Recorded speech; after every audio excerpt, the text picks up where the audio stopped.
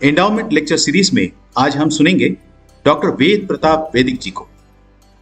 Doctor वेद प्रताप वैदिक एक ज्येष्ठ व आदरणीय पत्रकार, लेखक व चिंतक है। श्री वैदिक पीटीआई के हिंदी न्यूज एजेंसी भाषा के संस्थापक संपादक रह चुके हैं। भारतीय भाषा सम्मेलन के अध्यक्ष डॉक्टर वेद प्रताप वैदिक राजनीति, परराष्ट्र नीति आदि विषयों के विशेष जानकार माने जाते हैं।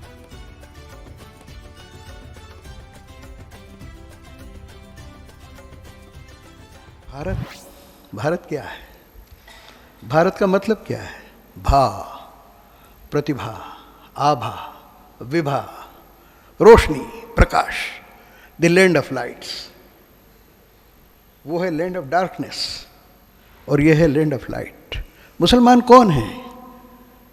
ईसाई कौन है? सिख कौन है? जैन कौन है? बौद्ध कौन है? सब हमारे भाई हैं, सब मेरा कुनबा है। हजारों बरस के ज्ञान की जो विरासत है वेदों से लेके अब तक, वो उनको उसी तरह से मिली है जैसी मुझको मिली है।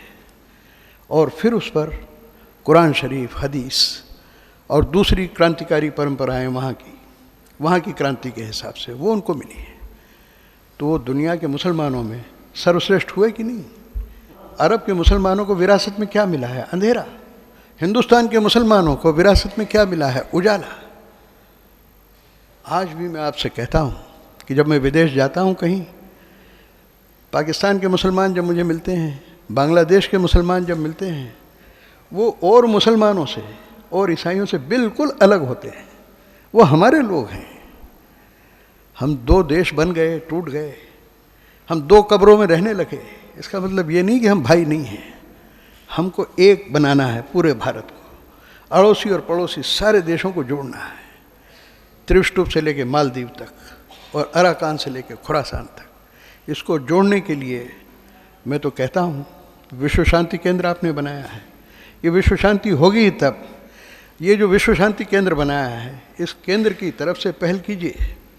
आज तक हिंदुस्तान के किसी विश्वविद्यालय ने ये पहल नहीं की है। सार्क यूनिवर्सिटी बनी है, लेकिन और जैसी यूनिवर्सिटीज़ होती हैं वैसी हैं। लेकिन आप पहल कर सकते हैं।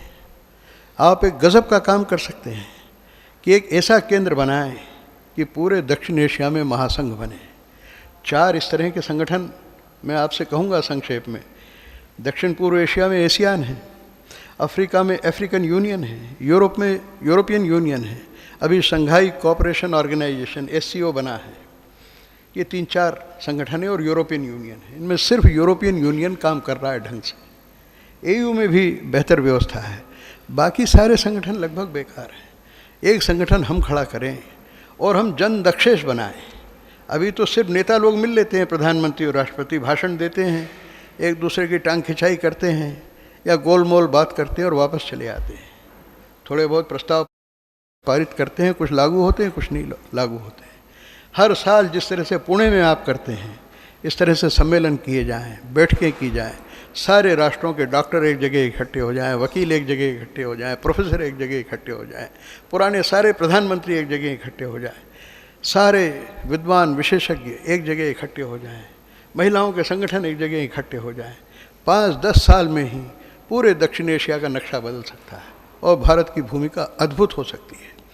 इन सारे भारतीय देशों में, हमारे जो पड़ोसी देश हैं, उनमें आंतरिक समस्याएं बहुत हैं, सांप्रदायिक समस्याएं हैं, जाति समस्याएं हैं।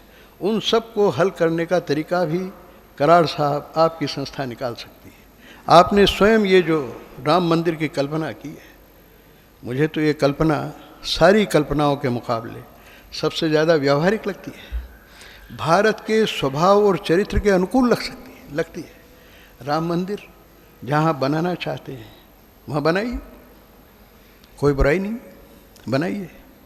ना आपने राम को देखा है, ना मैंने देखा है, न जिसने राम को देखा है उसको पता नहीं है कि कौशल्या जी ने कहाँ उनको जन्म दिया है। लेकिन भरोसा है, ये दुनिया भरोसे पे ही चलती है। सारी दुनिया मानती है फलां जगह राम जी का जन्म हुआ है, तो ठीक है हुआ है, बनाओ मंदिर वहाँ। अरे वहाँ मंदिर बनाओ। तो मीर बाकी ने, कहते हैं, मस्जिद तोड़ी। मुझसे पूछो, जितने मंदिर तोड़े उससे ज़्यादा बाबर ने अफ़गानिस्तान में, आज का जो पाकिस्तान है उसमें, और भारत में मस्जिदें तोड़ी हैं। इतनी मस्जिदें तोड़ी हैं बाबर ने और तुगलक ने और औरंगज़ेब ने, सुल्तान हैदर ने, आप कल्पना नहीं कर सकते। लेकिन उनके बारे में हमको कोई नहीं बताता है। उसके बारे में आप मुसलमान विद्वानों को पढ़िए। मैं इराक़ गया एक बार सद्दाम हुसैन के निमंत्रण पर 1992 में। तो सद्दाम हुसैन ने मुझसे कहा कि आप जाएं, ईरान और इराक़ के बॉर्डर पे आपको भेजता हूँ, आप जाके देखिए कि क्या किया है हमारे लोगों ने और क्या किया है ईरानियों ने। तो ठीक है, ईरानियों ने, शिया लोगों ने जो हमले किए सुन्नी मस्जिदों पे वो देखे मैंने। फिर मैं ईरान की बाउंड्री में भी चला गया, बॉर्डर पे था, वहाँ एक मस्जिद में मैं गया तो इतनी गंदी भाषा में फ़ारसी में लिखा हुआ था सुन्नियों के बारे में, मुसलमानों के बारे में, और नीचे कुरान शरीफ की आयत लिखी हुई थी और फ़ारसी में इतना गंदा लिखा हुआ था कि इन जानवरों ने आके इस मस्जिद को तबाह किया है। बिल्कुल यही भाषा बाबर के बारे में सहारनपुर के एक बड़े कवि हुए हैं, मुसलमान कवि, उन्होंने इस्तेमाल की। एक पठान कवि हुए हैं, गज़ब के पठान कवि, बहुत प्रसिद्ध, उन्होंने बाबर पर इतनी कविताएं लिखी हैं कि बाबर ने हमारी स्त्रियों के साथ जो बर्ताव किया है, हमारी मस्जिदों के साथ जो बर्ताव किया है, हमारी दरगाहों के साथ जो बर्ताव किया है, हम कभी माफ़ नहीं कर सकते। बाबर की कब्र सड़ रही थी, कुत्ते मूतते थे वहाँ।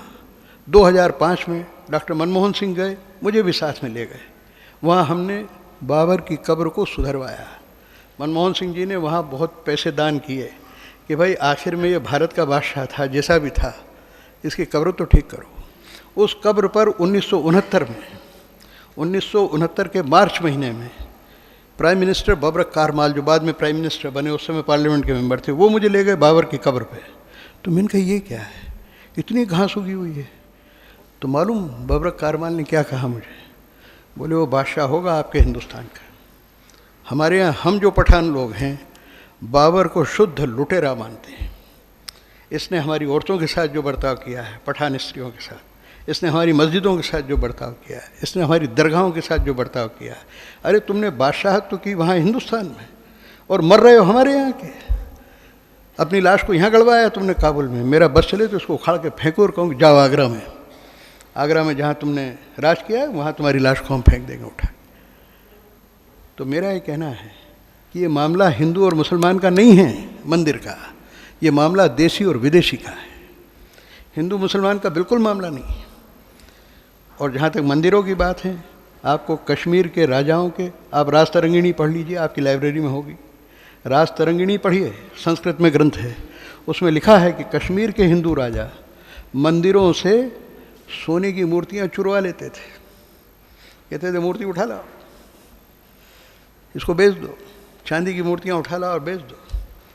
उन्होंने डिमोलिश की हैं मूर्तियाँ। ये मामला राजकाज का है, देशी विदेशी का है, इसका धर्म से कोई ताल्लुक़ नहीं है। लेकिन जो बात कराड़ साहब सुझाव दे रहे हैं इसके ज़रिए, वो सब धर्मों को जोड़ने वाली है। सब बातों को भूल जाइए, पुरानी बातें क्या हुई क्या नहीं हुआ, अब सबको जोड़ो और एक नए हिंदुस्तान का निर्माण करो। तो मैं समझता हूँ कि 60-67 एकड़ ज़मीन है, उसमें 5-5 एकड़ सबको बांट दें, 10-10 एकड़ के फासले पर सबके धर्म स्थल बने। इनका नाम विश्वनाथ जी है, वो विश्व तीर्थ बन जाएगा, विश्वनाथ जी की कल्पना का विश्व तीर्थ बन जाएगा। सारे धर्मों के लोग सारी दुनिया से आके यहाँ माथा टेकेंगे, एक दूसरे को जानने का मौका मिलेगा। दर्द अयोध्या में है, दर्द दिल्ली में है और दवा पुणे में है।